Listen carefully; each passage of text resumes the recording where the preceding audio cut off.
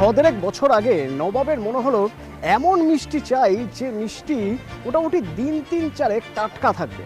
তো টাটকা থাকতে গেলে সেই মিষ্টি ছানার হতে হবে। এবার কথা হচ্ছে এই ছানার মিষ্টি বানাবেটাকে। তো তখন জানা গেল যে এরকম একজন কারিগর রয়েছেন যিনি এই মিষ্টি বানাতে পারবেন। মিষ্টি হবে চিনির এবং সেই চিনির ভিতরে এক মশলা থাকবে। সেই মশলা এমনই যে মুখে দিলে মন ভরে যাবে, মন হরণ করে নেবে। তো তখন বেলডাঙ্গার সেই কারিগরের খোঁজ পড়লো। বেলডাঙ্গা থেকে নবাবের জন্য গেল মন হরণ করার মতো মিষ্টি মনোহরা।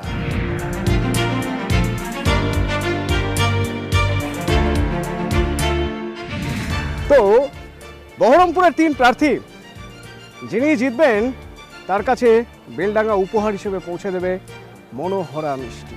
কিন্তু জিতবেন কে? বেলডাঙ্গার মন জয় করতে পারবেন যিনি। তাই আমাদের আজকের আমাদের আজকের হটস্পট বেলডাঙ্গা।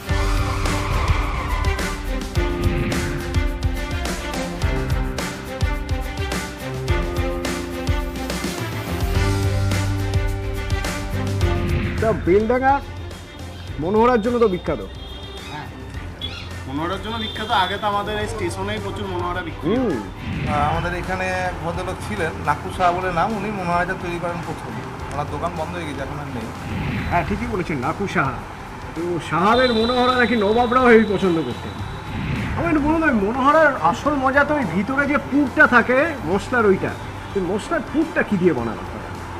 মশলার পুরটা থাকে আপনার চাঁছি আর ছানা, আর মশলা থাকে আপনার যে মশলাটা আর কি দেওয়া হয়, জায়ফল, জয়িত্রী, লবঙ্গ, এলাচ, ছোটো এলাচ, তাতেই মন হরণ হয়ে যায় আর কি। মশলার ফ্লেভারটা আর ওই চাঁছিটা তিনটে মিলিয়ে একটা আলাদা টেস্ট আছে। আপনাদের এখানে পুকুর থেকে 35টা বোমা পাওয়া গেছিল ভোটের আগে। কখন কোটা থেকে কিভাবে, মানে কি আর বলবো, এখনকার রাজনীতি তো বুঝতেই পারছি। সারা বছরই অশান্তি হয় না ভোটেলে বাড়ে? না, ভোটেলে বাড়ে ওরা ভুল, মানে বিভিন্ন রকম কারণে অশান্তিটা লাগে। খালি যে ভোটের জন্যই এরকম হয় এটা বলা ভুল।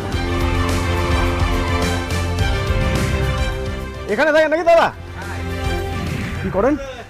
আমি দাদা ব্যবসা করি। আপনারা সব এখানকারই? হ্যাঁ, আমরা এখানকারই। আমি বেলডাঙ্গা দুটো জিনিস জানি। এক হচ্ছে মনোহরা, দুর্দান্ত জিনিস, আমি খেলাম, বুঝলেন তো। আর একটা শুনি বেলডাঙ্গা মানে ভোটের আগে এই এখানে পাওয়া যাচ্ছে, ওখানে অশান্তি কেন হবে এরকম? এরকম হওয়ার তো কথা না। হয়তো না, কোনো অশান্তি কোনো কারণ নেই। কেন ইস্যু পাঠানে জয় তো নিশ্চিত। ইউসুফ পাঠান তো স্লোগ ওভারে প্রচুর 6 মেরেছিল। এখানেও মনে হয় এখানেও 6 মারি, সবই 6। ঠিক নেই। অধীর চৌধুরী বলটা উঠে। তাই নাকি? অধীর চৌধুরী দীর্ঘদিন এমপি আছে, আজ পর্যন্ত তো কোনো কাজকর্ম দেখিনি না। আচ্ছা, ওই ডাক্তারবাবু, বিএপি ডাক্তারবাবু দাঁড়িয়েছে, ডাক্তারবাবু তো নাকি সবাই চেনেন। ডাক্তারবাবু এমনি ডাক্তার হিসাবে চিনে, রাজনীতির কোনো ডাক্তারবাবুর কোনো নাই তো, রাজনীতির কোনো ভাবনা নাই। ডাক্তারবাবু ডাক্তার হিসাবে রাজনীতির কোনো ভাবনা নাই। ইউসুফ পাঠান দেখো তো সবাই খেলোয়াড় হিসাবে চেনে। খেলা হচ্ছে সবার বিশ্বের ক্রিকেটার, বিশ্বের সব জায়গায় সবানকে চিনে। অধীর চৌধুরী প্রতি বছর কোনো কিছু করেনি, অধীর চৌধুরীকে দেখা যায়নি প্রতি বছর। মানে আপনার মনে হয় যে ইউসুফ পাঠান তাহলে পার্লামেন্টে গিয়ে বেলডাঙ্গার কথা বলবে? হ্যাঁ, অবশ্যই বলবে। বেলডাঙ্গার মানুষ কি চায়? কি চায়? উন্নয়ন চাই, বাকি চাই উন্নয়ন চাই। উন্নয়ন হয়নি বলছেন? না হয়নি, কোনো উন্নয়ন হয়নি। কীরকম উন্নয়ন চাইছেন? উন্নয়ন আপনারা তো জানেন উন্নয়ন কীরকম হয়, কোনো কাজই করেনি। বেলডাঙ্গায় অ্যালগেটটা মোটামুটি আজ 10 বছর এরকমই আছে, কিন্তু বেলডাঙ্গা এখানে অ্যালগেটের সামনে আপনি যেই ক্যামেরাটা করে আসবেন যেন অ্যালগেটটা পড়বে। হ্যাঁ, ওই অ্যালগেট একটা নিচ দিয়ে একটা রাস্তা করবে, সে রাস্তাটাও করে।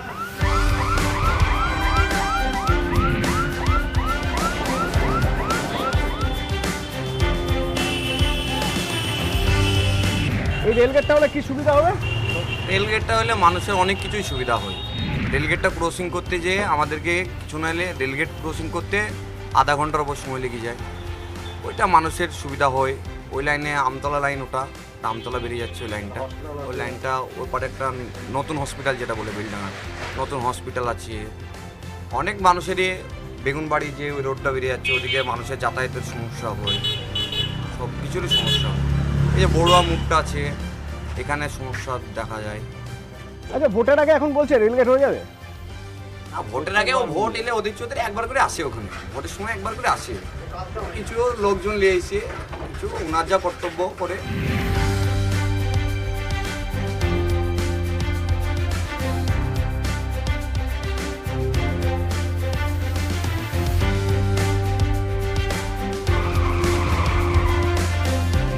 ভালো থাকতে গেলে বেলডাঙ্গার মানুষের কি হলে ভালো হয়? প্রথমত বেলডাঙ্গা মানুষের দরকার এটার ওভারব্রিজ। এই ওভারব্রিজটার জন্য এখানে 4 থেকে 5খানা স্কুল, কলেজ এবং মাদ্রাসা আছে। এখানে আপনি মঙ্গলবারের দিন যে বেলডাঙ্গার হাট হয়, তার জন্য এখানকার যে কী পরিস্থিতি দাঁড়ায়, এটা বেলডাঙ্গার মানুষের থেকে ব্যথা আর কেউ বোঝে না। কেন ওভারব্রিজ হচ্ছে না কেন? সেটা তো জানা নাই কেন হচ্ছে না। এটা রাজ্য সরকার, কেন্দ্র সরকার এবং এখানকার এমএলএ সবাই বলতে পারবে কেন হচ্ছে না। এটা তো জনসাধারণ বলতে পারবে না কেন হচ্ছে না। জনসাধারণ তার পরিষেবা চাই। প্রথমত বেলডাঙ্গা ওভারব্রিজ কিংবা সাবওয়ে একান্ত দরকার। কয়েক হাজার হাজার মানুষ এখানে প্রতিদিন প্রতি মুহূর্তে এসে আটকে যায়। সরকারের উচিত এটা কিছু ব্যবস্থা গ্রহণ করা, যদি ওভারব্রিজ হয় বা অন্য কিছু হয় তার ব্যবস্থা গ্রহণ করা দরকার। সরকার তো কোনো গুরুত্ব দেয় না এই জায়গাটার উপরে। যেখানে বহরমপুরের মধ্যে জায়গা ছোটো ছোটো বহরমপুর জায়গাতে 2-2টি ওভারব্রিজ হয়েছে, বেলনাতে কোনো গুরুত্বই নাই বেলনাতে। এখানে এটা বেলনার ক্যান্সার, এই জায়গাটা বেলনার ক্যান্সার। মানে এত জাম লেগে যায়, আপনি যখনই যাবেন তখনই জাম, যখনই যাবেন তখনই জাম। আমার গাড়ি থাকতে আমি সাইকেলে যাওয়া আসা করি। পাঁচপরের সাংসদ তিনি তো বলেছিলেন এখানে ওভারব্রিজের ব্যবস্থা হবে। হ্যাঁ, তিনি বলেছিলেন, তিনি চেষ্টাও করেছেন। তিনি আরও যেগুলো ওভারব্রিজ বহরমপুর এবং নসিপুর রাজব্রিজ সেগুলো করেছে। এগুলো যদি আমাদের রাজ্য সরকার যদি জায়গা না দেয় তাহলে কোথায় করবে বলুন? ব্রিজটা নামাবে কোথায়? কেন্দ্র রেল যদি দেয় তার নাম, এটা তো নামানোর জায়গা দরকার আছে, তাহলে এখানে কোথায় নামাবে? রাজ্য সরকারের তার ব্যবস্থা করা উচিত যে কোথায় নামাবে। রাজ্য সরকার যদি জায়গা দেয় তো অবশ্যই এই ওভারব্রিজের সমাধান হবে, যেটা বিগত 10 বছর ধরে এই সমাধানে আসা চলছে।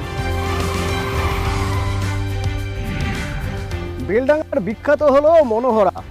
তো ভোটে জিততে গেলে শুধু মন হরণ করলে চলবে না, মানুষের মন জিততে হবে।